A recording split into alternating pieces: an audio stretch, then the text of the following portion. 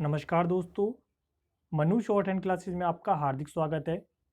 दोस्तों, आउटलाइन व पीडीएफ के लिए आप हमारे टेलीग्राम चैनल को ज्वाइन करें।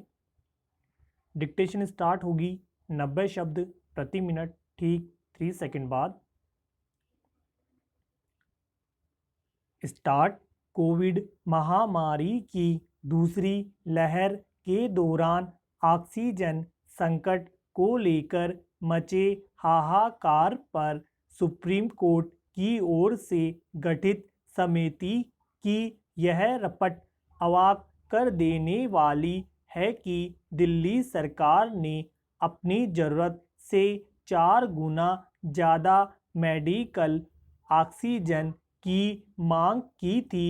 इस समिति के अनुसार दिल्ली सरकार की ओर से बढ़ा चढ़ाकर की गई इस मांग के कारण कम से कम 12 राज्यों को ऑक्सीजन संकट से जूझना पड़ा।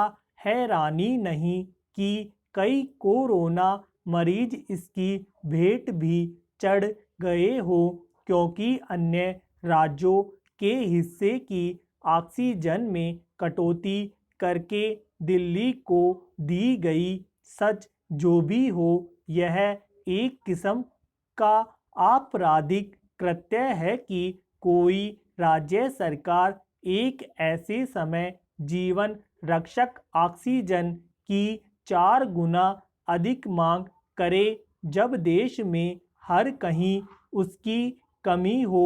विडंबना यह रही कि दिल्ली सरकार यह मांग तब तक करती रही जब तक केंद्र सरकार ने ऑक्सीजन खपत का ऑडिट कराने की पेशकश नहीं की।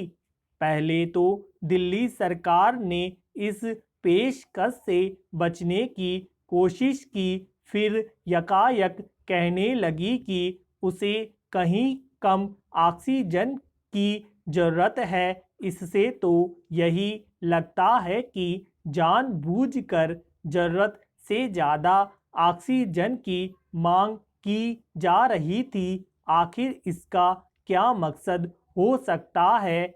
संकट को और बड़ा करके दिखाना और केंद्र सरकार को बदनाम करना, अथवा अपनी गलती के लिए किसी और को जिम्मेदार दिखाना। दिल्ली सरकार का मकसद जो भी हो, इसकी अनदेखी नहीं की जा सकती कि उसकी ऑक्सीजन संबंधी मांग को सही समझकर दिल्ली उच्च न्यायालय केंद्र सरकार को न केवल फटकार लगाने में लगा हुआ था, बल्कि उसके अधिकारियों के खिलाफ अवमानना की कार्यवाही शुरू करने को भी तैयार था।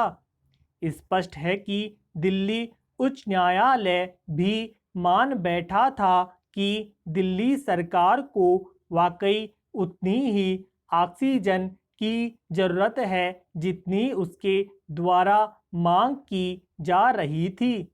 अच्छा होगा कि सुप्रीम कोर्ट की समिति उन कारणों की तह तक जाने की कोशिश करे जिनके चलते दिल्ली सरकार 300 मैट्रिक टन के बजाय 1200 मीट्रिक टन ऑक्सीजन मांग रही थी, ताकि इस कृत्य के लिए जिम्मेदार लोगों को जवाबदेह बनाया जा सके और उन्हें सबक सिखाया जा सके।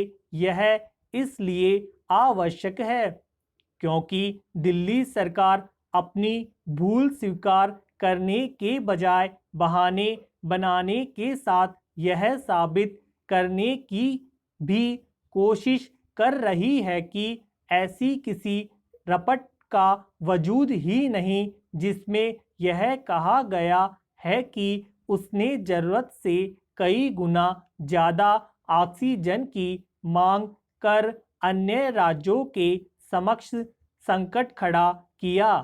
इस मामले से खुद केंद्र सरकार को भी आगे के लिए सबक सीखने होंगे। कोरोना का प्रकोप कम होने के बाद आर्थिक गतिविधियां पटरी पर लौटने लगी है। बाजारों में पहले की तरह भीड़ लग रही है। सभी कार्यालय खुल गए हैं। धन्यवाद।